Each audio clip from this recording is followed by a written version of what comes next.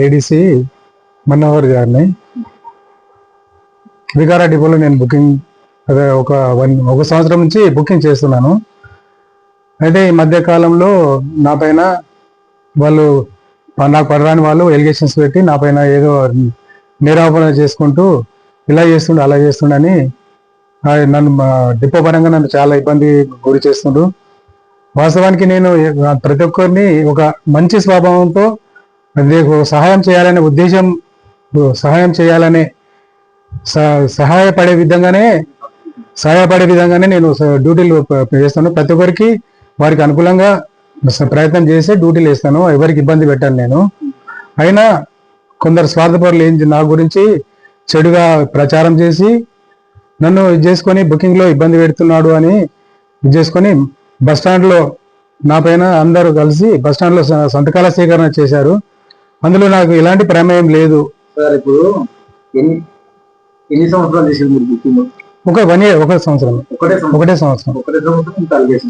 సంవత్సరం అండి. ఓకేనండి, చెప్పండి. బుకింగ్ ఎలాంటి బస్ స్టాండ్ లో వాళ్ళ స్వార్థ ప్రయోజనాల కోసము అందరినీ చేసుకొని రాసుకొని బుకింగ్ చేస్తున్నాడు, మన బుకింగ్ మార్చాలని ఒక సంతకాల సేకరణ కానీ బస్ స్టాండ్ లో ఉన్న వాళ్ళు ప్రయత్నం చేసి అందరితో సంతకాలు తీసుకుంటే ఆయన బుకింగ్ ప్రతి ఒక్కరు ఆయన బుకింగ్ ఏం చేసి ఇబ్బంది ఏం పెట్టకొచ్చింది కదా, ఎందుకు ఏడు ఇబ్బంది పెట్టిండి, ఎవరికి ఇబ్బంది పెట్టలేదు. సరే బుకింగ్ అది కంప్లీట్ బుకింగ్ కోసం కంప్లీట్ ఇచ్చారా లేకపోతే వీళ్ళ పరంగా లేకపోతే? అందులో నేను చదవలేదు. వాళ్ళు అన్నారు ఇట్లా అన్న ఇట్లా అని చేస్తున్నారు అంటే నేను ఇబ్బంది పెడితే మీరు చెప్పండి అమ్మ, దానికేం లేదు అని చెప్పి వాళ్ళతో నేను డిస్కస్ చేసినాను. అయితే బుకింగ్ చేసినాక వాళ్ళందరూ కలిసి బుకింగ్ లో ప్రాబ్లం లేదు, మాకు ఎందుకు ఇబ్బంది పెట్టినావు, ఎప్పుడు పెట్టలేదు కదా ఎవరని వాళ్ళ సంతకాలు పెట్టకపోవడంతో ఇంకా కొత్త చార్ట్ డిపోలో కొత్త చార్ట్ వేసారు. ఆ చార్ట్ బాగలేదు, చార్ట్ చేంజ్ చేపిద్దాము అని సంతకాలు పెట్టించుకున్నారు. చార్ట్ గురించి సంతకాలు పెట్టించుకొని చార్ట్ చేద్దామన్న ఉద్దేశంతో అని వాళ్ళు కూడా చార్ట్ అంటే సరే అందరికీ ఇదే కదా అని సంతకాలు చేసుకొని పెట్టారు. ఇప్పుడు గతంలో కూడా ఒక ఉద్యోగస్తురాలు సుజాత అలిగేషన్ చేసింది కదా, దానిపై ఆమెకి ఎలాంటి డ్యూటీల విషయంలో ఎలాంటి ఇబ్బంది నేను కలిగించలేదు. ఆమె చార్టెడ్ డ్యూటీ హైదరాబాద్ ఉంటుండే. హైదరాబాద్ డ్యూటీ అంతవరకు నేను బుకింగ్ చేసేంత వరకు కూడా ఆ డ్యూటీని ఆమెకి ఎప్పుడు డ్యూటీ చేంజ్ చేయలేదు, ఆమెకి ఇబ్బంది కూడా పెట్టకుండా ఏంటంటే 1 month ముందు ఆర్డినరీ బస్సులో ఎక్స్ప్రెస్ వచ్చినది. ఎక్స్ప్రెస్ వచ్చినాక ఆమె యొక్క డ్యూటీకి చేంజ్ కావడంతో ఒక ఆర్డినరీ డ్యూటీ వేసాను. ఒకసారి ఆర్డినరీ డ్యూటీ వేస్తే అన్న నాకు ఎక్స్ప్రెస్ ఆర్డినరీ ఎందుకు నాకు ఇబ్బంది అవుతుంది ఎక్స్ప్రెస్ అంటే సరే మంచిదమ్మా అని మహబూబ్నగర్ అనే డ్యూటీ ఉంది అది వేసినాను. వేసిన తర్వాత మళ్ళీ నెక్స్ట్ డే స్పెషల్ ఆఫ్ ఉంటుంది. నెక్స్ట్ డే ఆమె కూడా మళ్ళీ ఏం చేసిన అంటే అరే ఎక్స్ప్రెస్ వేయమన్న ఉద్దేశంతో ఆమెకి ఏంటంటే మళ్ళీ అదే డ్యూటీ వేసిన, మహబూబ్నగర్ ఎక్స్ప్రెస్ డ్యూటీ వేసిన అన్నట్టు. వేసిన తర్వాత ఏమైందంటే ఆమె 7:50 ప్రాంతంలో ఫోన్ చేసింది. డిపోకి వెళ్ళి వచ్చినాక 7:50 ఫోన్ చేసి అన్న నాకు ఈ డ్యూటీ వేసినావు ఎందుకంటే అమ్మ నువ్వు ఎక్స్ప్రెస్ పోతున్నావు కదమ్మా, ఎక్స్ప్రెస్ చేసిన నేను అంటే నాకు లేదమ్మా చాలా లేట్ అవుతుంది ఇబ్బంది అవుతుంది అంటే సరే అమ్మా నీకు ఇబ్బంది అయితే వేరే డ్యూటీ పంపిస్తాను నేను చెప్తాను, వేరే డ్యూటీ పో, ఇబ్బంది అయితే ఇబ్బంది ఏం పడకు, నువ్వు వేరే డ్యూటీ వెళ్ళి ఇది చేసుకుని ఆ డ్యూటీ ఎవరికైనా పంపిస్తాను నేను చెప్తాను, నేను చార్ట్ మీద చెప్తాను నేను అని చెప్పాను. లేదు నాకు అట్లా వేసినావు ఇట్లా వేసినావు అంటే చూడమ్మా నేను ఇప్పుడు లేను కదా, ముందు చెప్పింది నువ్వు చెప్పింటే డ్యూటీ వేస్తుంటే నేను డ్యూటీ వేయడానికి ఇబ్బందులు ఏం లేదు, నాకు ఆ డ్యూటీ అంటే అడ్జస్ట్ చేస్తుంటే కానీ నువ్వేం చెప్పలేదు, నాకు ఫోన్ కూడా చేయలేదు. ఆమెకు ఆఫ్ తర్వాతనే ఉంటుంది, ఫోన్ కూడా చేయలే. ఇంకోటి మీరు ఎల్ఐసి ఏజెంట్ గా ఉన్నారంట? లేదు ఎల్ఐసి ఏజెంట్ నేను ఎందుకంటే నాకు ఉద్యోగం ఎల్ఐసి ఏజెంట్ ఉంటాను.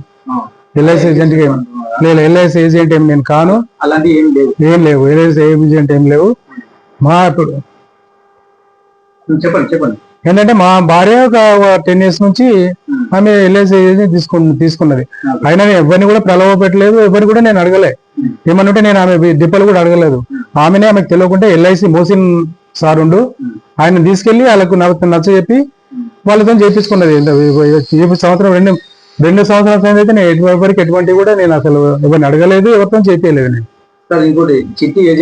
చిట్టి ఏజెంట్ అంటే ఎవరేం చేసుకోలేరు. చిట్టీలు అంత వరకు నేను చేసుకోండి ఏమీ లేదు, ఎవరి దగ్గర చిట్టి మా డిపోలో మొత్తం కనుకోండి, ఎవరైనా చిట్టీలు వేస్తుండడానికి మీరు కనుకోండి, దానికి ఇదేం లేదు.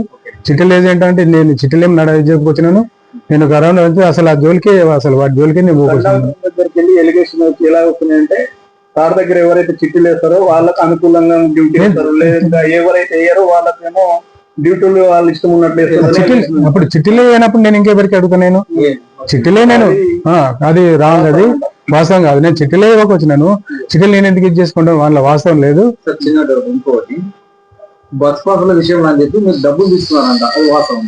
బస్ పాసులు నేను ఇవ్వను కదా, బస్ పాసులు నేను ఇవ్వడం లేదు. బస్ పాసులు నేను ఎప్పుడు ఇస్తాను, నేను ఎందుకు ఇస్తాను? బస్ పాసులు నేను ఎప్పుడు ఇవ్వలేదు, బస్ పాసులు నేనేం తీసుకుంటాను? కొంతమంది లేదు లేదు, నేను బస్ పాసుల విషయంలో జోలుకొని అసలు పోలేదు. బస్ పాసులు నేను ఎందుకు ఇచ్చేసుకుంటాను? బస్ పాసులు ఇచ్చేటోళ్ళు వాళ్ళు బస్ పాసులు వాళ్ళు ఇస్తున్నారు, నేను అసలు బస్ పాసులు నేను ఎందుకు వెళ్తాను? బస్ పాసుల విషయంలో నేను ఎవరికి ఇది చేసుకోలేదు, ఎవరితోనూ నేను డిస్కస్ చేయలేదు, మాట్లాడలేదు. నేను బుకింగ్ చాట్ మీదనే గత పోయిన బుకింగ్ వెంకటేష్ అనే ఒక బుకింగ్ ఉండే, ఆయన ప్రమోషన్ చెల్లిపోయిన తర్వాత చేసిన, ఆయన కూడా చాలా ఇబ్బంది పెట్టారు, బుకింగ్ లా చాలా ఇబ్బంది పెట్టారు. ఆయన కూడా చాలా ఇబ్బంది పెట్టి ఎలిగేషన్స్ పెట్టి బాగా ఇబ్బంది పెట్టారు. నన్ను కూడా ఇది చేసుకుని నన్ను కూడా ఇబ్బంది పెట్టాలని చేసుకుంటే నేను అందరికీ సమానంగా చూసినాను. ఎవరికి బుకింగ్ విషయంలో ఎవరికి ద్రోహం చేయొద్దనే ఉద్దేశంతో ఒకరోజు అవుతుంది బుకింగ్ లో ఎవరికి. సరే, బుకింగ్ విషయం, బుకింగ్ అనేది మీ పరిధిలో జరుగుతుందా మేడం, డిపో మేనేజర్ గారి పరిధిలో జరుగుతుందా? బుకింగ్ అంటే నేను అంటే మనం చేయాలన్నట్టు, బుకింగ్ చేయాలా, చార్టెడ్ ఉంటుంది, వాళ్ళు చార్టెడ్ డ్యూటీలు ఉంటాయి. చార్టెడ్ లేనప్పుడు వాళ్ళు మిగులుతారు అనుకో, మిగిలినప్పుడు మళ్ళీ డ్యూటీలు అడ్జస్ట్ చేయాలి. చార్టెడ్ ప్రకారం డ్యూటీలు ఉంటాయి, ఆ చార్ట్ ఎవరి చార్ట్ వాళ్ళకి వేస్తాం, మళ్ళీ ఎవరికి మార్చే ప్రసక్తి ఉండదు, మార్మం. మిగిలిపోయి లీవ్ పెట్టినప్పుడు మిగులుతాయి కదా డ్యూటీలు, మిగిలిన డ్యూటీలు అప్పుడు వేరే వాళ్ళకి అడ్జస్ట్ చేయాలన్నట్టు. అట్లా అడ్జస్ట్ చేయడం అంతేగాని చార్ట్ డ్యూటీలను ఎవరి డ్యూటీలను డిస్టర్బ్ చేయం. ప్రస్తుతం మీ డిపోలో, వికారాబాద్ డిపోలో ఎంతమంది స్టాఫ్ ఉన్నారు? 137 డ్రైవర్లు, కండక్టర్లు, సారీ 103 మంది డ్రైవర్లు ఉన్నారండి. ఈ ఇద్దరు మీరే డ్యూటీ పరంగా డ్యూటీలు అడ్జస్ట్ చేయాలన్నట్టు, డ్యూటీలు అడ్జస్ట్ చేసుకోవాలి. మెంటల్ గా కష్టమే, ఇవన్నీ సంతృప్తి పరచలేము. ఇప్పుడు 4 రోజులు ఒక డ్యూటీ మంచిగా వేసి 5వ రోజు డ్యూటీ అయిపోతే తిడతారు, వాస్తవమే, అది మామూలే. బుకింగ్ లో ఎవరిని తృప్తిపరచలేరు, ఎవరు చేసుకోలేరు. 4 రోజులు మంచి డ్యూటీ వేసి 5వ రోజు డ్యూటీ అయిపోతే చెడ్డున్నాయని అంటారు. అట్లా డ్యూటీ పరంగా ప్రతి ఒక్కరు ఎవరిని ఉన్న కండక్టర్ డ్రైవర్లో ఎవరు తృప్తిపరచలేము మనము. ఒక డ్యూటీ ఇప్పుడు ఓ రోజు మంచి డ్యూటీ, ఓ రోజు చెడ్డ కష్టమైన డ్యూటీ వస్తుంటాయి. చెడ్డ డ్యూటీ అని ఏమి ఉండదు, అన్ని డ్యూటీలు సమానమే. కష్టమైన డ్యూటీ వేస్తే ఆయన వేసినాం అనుకో, వేసేలాగా ఆయన నాకు మంచి డ్యూటీ లేదు అని ఒక ఎలిగేషన్ చేసుకుంటాడు. ఆయన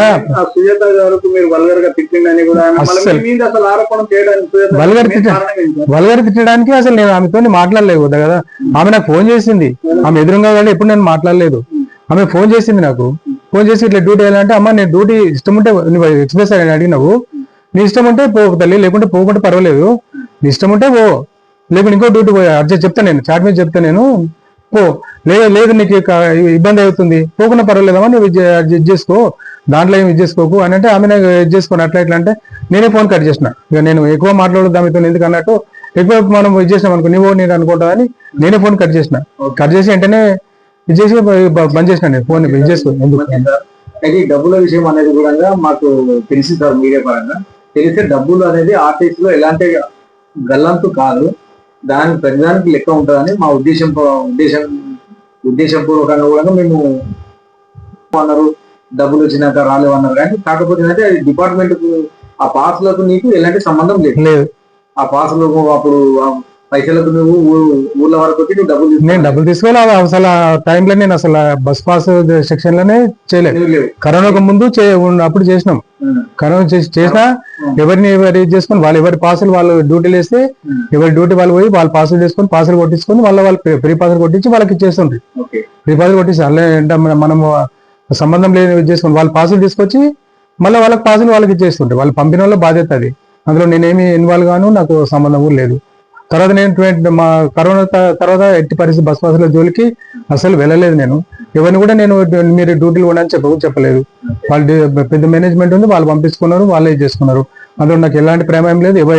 ఏ సర్పంచ్ దగ్గర కూడా నేను ఎటువంటిది ఇది చేసుకోలేదు. అసలు ఆ విషయమే నాకు ఇంతవరకు తెలియదు. మీరు అన్నంత వరకు కూడా నాకు ఆ విషయం తెలియదు. నాకు బుకింగ్ విషయంలో చాలా ఇబ్బంది కలిగించే విధంగా చాలా ప్రయత్నం చేసి కండక్టర్ డ్రైవర్లు అనుకున్నా కానీ వేరే వాళ్ళు బాగా ఒత్తిడి తీసుకొచ్చి నన్ను చాలా ఇబ్బంది పెడుతుండ్రు. అసలు బుకింగ్ నేను చెయ్యను అని చెప్పినా కానీ చేయని దాని మీద వాళ్ళ పై అధికారుల యొక్క సూచన ప్రకారమే చేస్తున్నాను. నేను ఆల్రెడీ ఒక ఎల్ఓ చేస్తున్నాను ప్లస్ షెడ్యూల్ చూసేవాడిని, ఇదైనా అదనంగా ఇది చేస్తున్నాను అంతేగాని అందులో నేను చేయాలని ఉద్దేశం లేదు. కానీ ఆ విషయంలో చాలా బాధ పెట్టి అనవసరంగా నన్ను లేనిపోని విషయాల్లో కలిగించుకొని నన్ను బాధ పెట్టి మానసికంగా నన్ను చాలా బాధ పెడుతుండ్రు. మరియు ప్రతి ఒక్క ఉద్యోగిని అడగండి, ఏదన్నా ఉంటే అడగండి, వాళ్ళు కూడా చెప్తారు. కానీ సంతకాలు సేకరించిన వాళ్ళని కూడా అడగండి, వాళ్ళని మోసం చేసి వాళ్ళ ద్వారా తప్పు మార్గంలో తప్పుగా ఇది చేసి బస్ స్టాండ్ లో ఉన్న వాళ్ళు సంతకాలు పెట్టించి ఇది చేశారు. అందులో ఎలాంటి ఇది చేయలేదు. వాళ్ళు ప్రతి ఒక్కరు కూడా నాకు మళ్ళీ చెప్తున్నారు, అన్న ఇట్లా మాకు పొరపాటు అయింది, మాకు అన్న చెప్పలేదు, మీరు చేసుకొని సరే పొరపాటు లేదు, మాకు కావాల్సుకొని వేరే విషయం చెప్పి నాకు సంతకాలు పెట్టించుకున్నారు. కొంతమంది అయితే మేము సంతకాలు కూడా పెట్టలేదు, వాళ్ళే రాసుకొని సంతకం పెట్టారు అని చెప్పి నాకు అన్నారు. ఇందులో చాలా ఘోరంగా ఆయన ఏంగా బస్ స్టాండ్ లో ఉన్న ఆయన వ్యక్తికి ఏం అవసరమో తెలియదు నాకు. నన్ను చాలా ఇబ్బందిగా గురి చేసి అసలు మానసికంగా చాలా బాధ పెడుతుండు. ఆయన డ్యూటీ కూడా సరిగా